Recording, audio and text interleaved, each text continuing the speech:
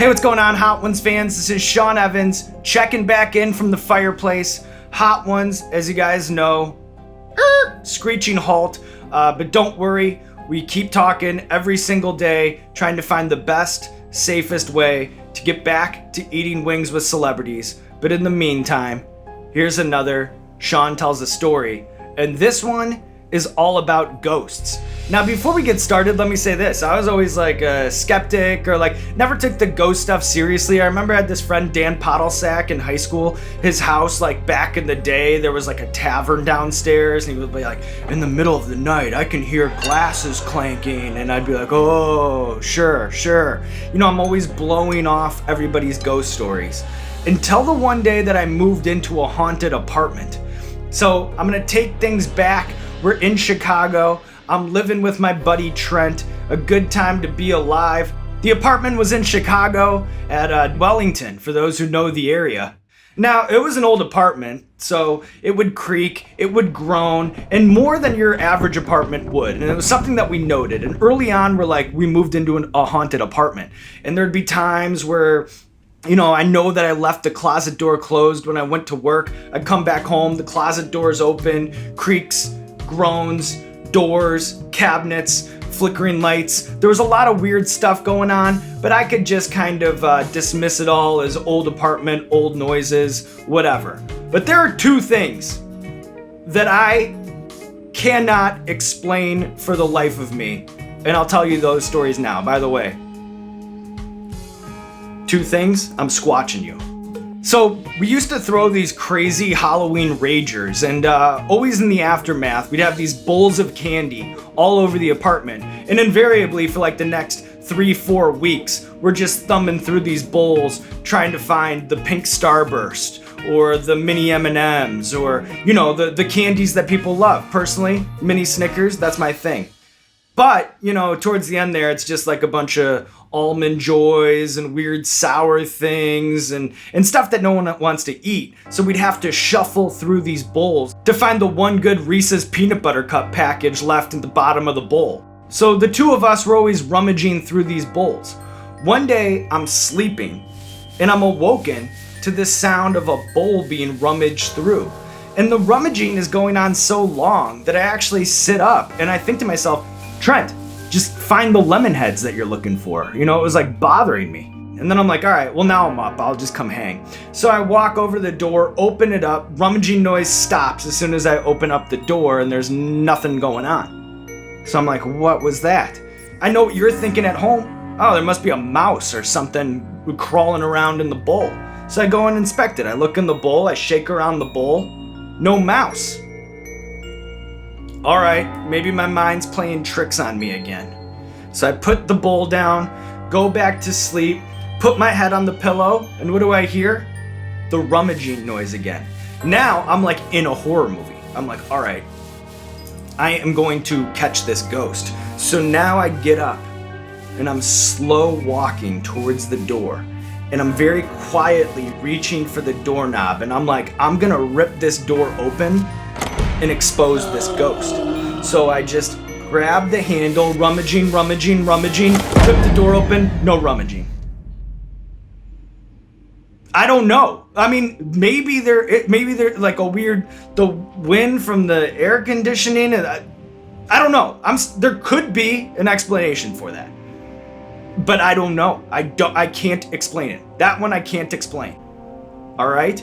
So another night, I come home and I walk in and Trent's entertaining a lady friend on the couch. I say hi to him. I knew her. I'd seen her around a couple times. So we chat for a little bit and then I'm like, all right, guys, I'm going to bed. See you guys later. I go to bed and you know, now it's 1 o'clock in the morning, 2 o'clock in the morning. I wake up in the middle of the night. I got to take a piss. Now here's the thing. We lived in a 2-bedroom apartment, only 1 bathroom, and you'd have to walk through the whole apartment to get to the bathroom.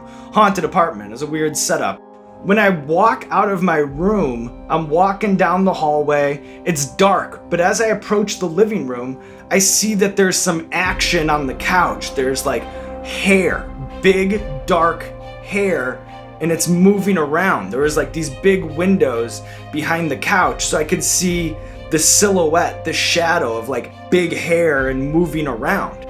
Now, I start to do the math quickly, and I'm like, oh, Trent's hooking up on the couch. Trent's hooking up with this girl on the couch.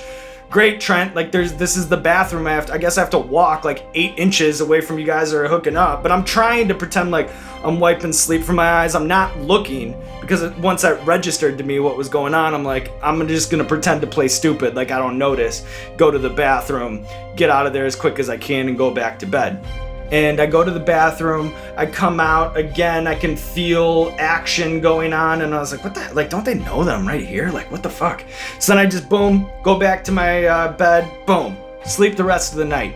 I wake up the next morning, and, you know, I didn't care, but I was like, dude, go to your room or something, you know? I was just goofing him. I was just busting his chops, and I'm like, hey, what was up with you last night? Why, you know, I wake up and go to the bathroom, like, I have to walk through the living room. Just go to your room next time. And he's like, what are you talking about? I'm like, you and the girl.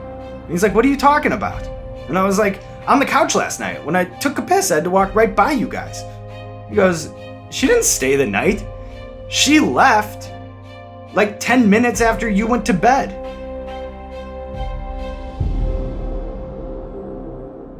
I don't know. All I can come up with there is haunted apartment. Ghosts. Now, if you ask me today, do I believe in ghosts? I go, yeah, but you know, there's still part of me that thinks about those stories, and I'm like, I'm sure there's some explanation for it, but I can't explain those two things. So I'm not saying ghosts are real, I believe in ghosts, I saw ghosts. I'm not saying any of that. I'm saying those are two things that I cannot explain, involving possibly ghosts.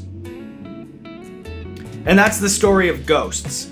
Now, once again, I have to recommend a foreign film, and since we're talking about horror, creepy, scary stuff, I'm gonna recommend out of Germany, I believe, Hagazusa. Did I say that right? Probably not. If you like The Witch, it's very much in that wheelhouse. You know, I don't like slow burns. I've said that before, I don't like slow burns. This, for whatever reason, I like that slow burn. Maybe it's because it was so beautiful to look at. But if you like The Witch, if you want something a little spooky, a little different, Hagazusa is the way to go, because I told you so. Sean tells a story about ghosts, recommends a movie about a witch. Here's my explanation to that. If I was to actually see a ghost in real life, like many people have claimed they have seen, I would spend the rest of my life dedicated to finding this fucking ghost. Like, I don't understand how people just bring it up casually in conversation and go, oh yeah, I saw a ghost. Like, fuck that. If I saw a ghost, that's all I would talk about.